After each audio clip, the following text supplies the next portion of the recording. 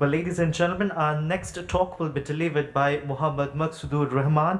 Mr. Rahman founded the Bangladesh Environment and Development Society, that's BEDS, in the year 2010 for solving the integrated environmental and socio-economic problems like global warming and sea level rise, unsustainable use of natural resources, drinking water crisis, Sundarbans biodiversity destruction, human rights violation, increasing uses of dirty energy, gender inequality, etc. For promoting ecological balance and create harmony between humans and their environment.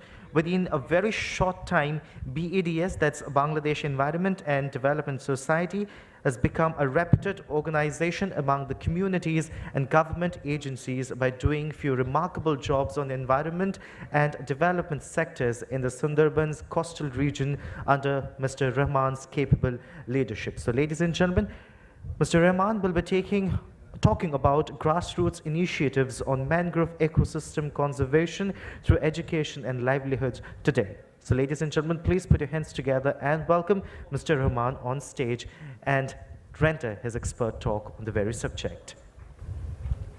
Good afternoon.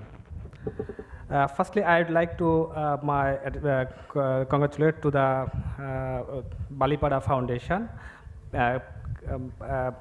Keep me from the very remote area of Bangladesh. Basically, I'm working in Bangladesh in the Sundarbans region. So thanks to the Balipada Foundation. I would like to introduce the mangrove ecosystem conservation in Bangladesh. So actually, I would like to present my activities, but before my presentation, I would like to introduce the Sundarbans mangrove region. And before my presentation, I would also thanks to Dr. Hideki Seto. He is from the Japan Environmental Education Forum, JEEP. He also interested to participate this forum, but due to his personal matter, he failed to attend this forum. So I highly acknowledge his cooperation and support. Basically, everybody are well known about Bangladesh, but I would like to very shortly about the Bangladesh. I think you are well known that Bangladesh is the South Asian region countries, and we are highly populated country, 160 million population, but now it's more high, and 8th most popular country in the world. And our land area is very small, I think 147,570 square kilometer. You can imagine that we are living 1,049 person per square kilometers. And I think you are well known that our official language is Bengali and our currency is Taka, and we have the 8 division. And I think you are well known that Bangladesh is a Ganges, Brahmaputra, Meghna river delta, and also the Bangladesh occupies a unique geographic location having extended land area between the Himalayan mountain in the north, and in the south is the Bay of Bengal. And I'd like to introduce my working area and the present situation of my working area and before when I started my work.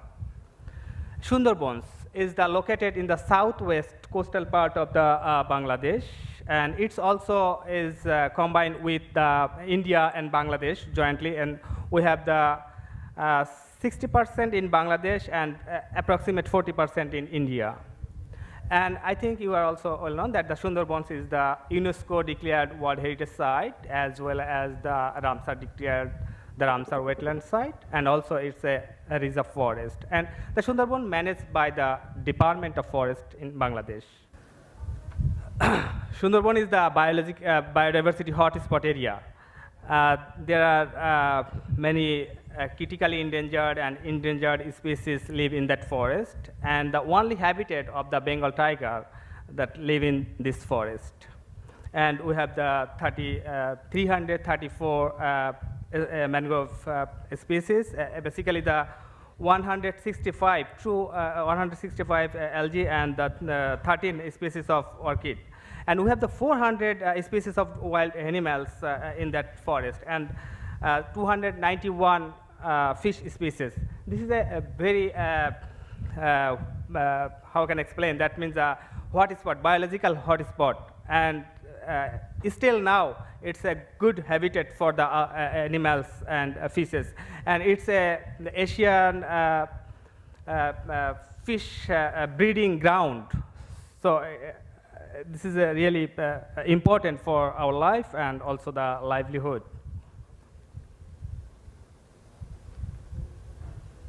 And the Sundarbans coastal region, the people of the Sundarbans coastal region, actually the 3.5 million coastal people lives depends on this mangrove forest.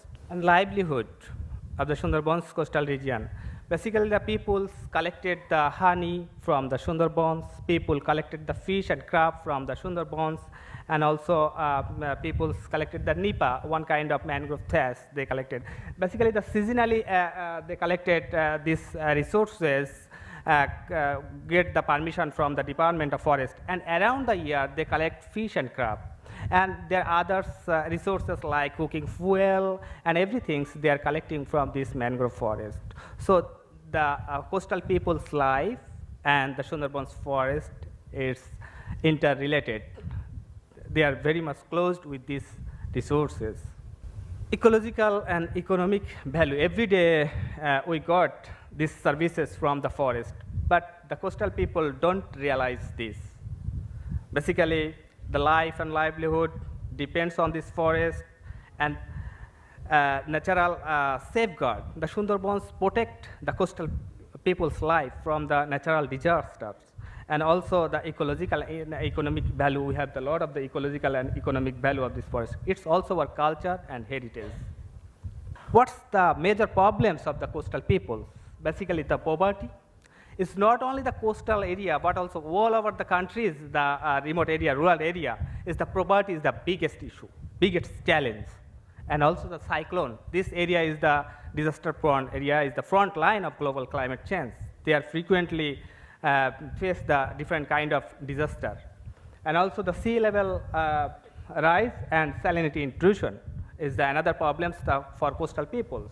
And riverbank erosion is a big problem for the people. And also drinking water crisis and electricity. And a lot of problems also, but this is the major problems of the peoples. I think you already understand the importance of this mangrove forest, and you realize the situation of the coastal peoples. But the coastal people don't participate, do not involve, do not engage themselves with conservation activities due to their poverty and education, lack of knowledge. So this is our philosophy that we work in that area. We feel if we develop the skill, that means the education in the peoples, that means if we increase the knowledge of the people and improve the livelihood of the coastal people, then the people will more involved with conservation activities, and the conservation, I think they will involve themselves with conservation activities. So conservation line, I think you can see is increased if this two pillar will be developed. So we focus education and livelihood. We started to conduct different kind of education since 2010. So we are trying to educate the school students, teacher, and also local people, also the resource harvesters, policy makers. We don't educate them, we just share the knowledge with them. So through using different tools, we develop different kind of education materials. Not only the book materials, but also we focus the game also. So we develop different kind of games. Now we are using these education materials not only in the Sundarbans regions, but also all over in Bangladesh. Like 82 schools in 32 districts, now we are piloting these developed materials in Sundarbans education, biodiversity education materials. And so that's why we conducted the biodiversity education, environmental education, natural resource management education, different kind of education among the community, school teachers, students, and wildlife conservation education, also literacy education, and also policy movement. Literacy education, actually the Sundarbans regions, the fishermen, actually I have not enough time, so I would like to share from my heart one thing, that in the Sundarbans regions, basically the parents don't interest to educate their children. So we are trying to promote their education, and we also provide a few education tools like school bag, shoes, others materials. So the fishermen, the parents mentioned that if you provide the big size of the shoe, they can use the long time. So I think you can realize their situation, their condition. And policy movement, we organize we also conduct international seminar by involving the multi-stakeholders, that means the Department of Forest, involving the university and other key stakeholders. Basically, there are many organizations working on these issues, but we need to come together. We need to come under one umbrella. Then I think we can go forward effectively. And others, the livelihood. Basically, the Sundarbans coastal areas is resourceful, but the coastal peoples, I think they are the one kind of labor. They are only collecting the resources, but they don't know how to utilize these resources more effectively. They are collecting the honey. They just sell to this honey to the businessmen. So they get a little poor benefit, but most of the benefit goes to the middleman or businessmen. So we need to skip this businessman, or we need to involve them with this business. So we are trying to promote this kind of the business in the Sundarbans region. So before the honey collectors group sell their honey like 200 to 300 per kilo per kilo honey, but now they are selling their honey 1,800. We developed the market chain. Now they are selling their honey from the Dhaka International Airport or other countries also. And they have the resources, they have the mangrove fruit, but they don't know how to develop different kind of food or other items. So now we introduce that they can develop the mangrove pickles, they have the resources, so they can make different kind of handicrafts.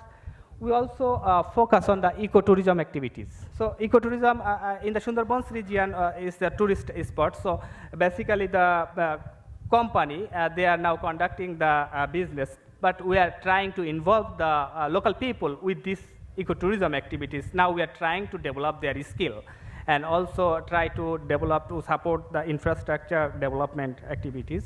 Also, we have the different kind of activities, like I already explained, the drinking water, also the electricity.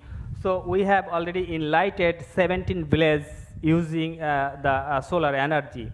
We distributed different kind of solar system, as well as we install 3 solar stations in that region. So the many villages are now enlightened, and students are now reading at night. Before, they don't have any scope to read at night due to their poverty, but now the students in that area, they are now reading at night. And also disaster, I already mentioned the disaster prone area. So we are also trying to develop the skill on disaster preparedness of the coastal peoples. And mangrove plantation, we are trying to plant the mangroves in the coastal region as a green bed for protecting them from the riverbank erosion. And we also constructed 3 kind of education infrastructure in that village. We call the Green Education Center, we also Cyclone and Training Center, also Livelihood Improvement Training Center. So the coastal peoples are now using this campus, and now they are using these facilities. During the disaster, they also get the shelter in this in that cyclone shelter. And few of our publications here. So thank you very much for your kind patience. Do you have any question? Some success stories, like in terms of that marketing linkage that has been created directly between the buyer and the seller. So if you could just share some success stories from the grassroots level. Okay. It's like that the solar energy, I would like to share. Before, the students stopped their education at the evening time. because they don't have the enough money, and they don't, and regularly the kerosene, they basically use the kerosene, so kerosene price is now increasing. So when we provided or supported them the solar energy, now the students are reading at night, and also we introduced the multimedia system in the schools, and also the internet facilities. So students and teachers also enjoying the present, that means the modern facilities from this system. And also the number of the students, we introduced this system 3 schools, so the number of the students in that schools are increasing. Basically, they are get facilities from that school, that's why the number of the students also increasing. And also the drinking water crisis, we are trying to solve the drinking water crisis in that remote area. So we try to introduce the local technology like the solar, pond, sand, and filter. Solar, pond, sand, filter, that means we purified the water using the sand, coal, and stone, and also produce the electricity. So many peoples are now getting the benefit from this local from this drinking, using this drinking technology. That's enough. So you mentioned about honey. So is this collected? I mean, have you provided some training for honey collection, or how is it done? Domestically done, or is it after some training? Thank you very much for your question. Basically, the collecting the honey from the wild, they have a traditional technology. So we always respect the local people's traditional techniques, but we also introduce few of the safety matter and also the hygiene matter. So we also try to develop the skill on this matter, but we don't change their traditional techniques. And we also trained up for conserving the bee. Basically, when they collect the honey, they sometimes they collect whole the hive, but we introduce the few of the chamber of the honey, so they can collect only when this chamber is only the honey, they can collect this part. So we introduce this technique. Thank you.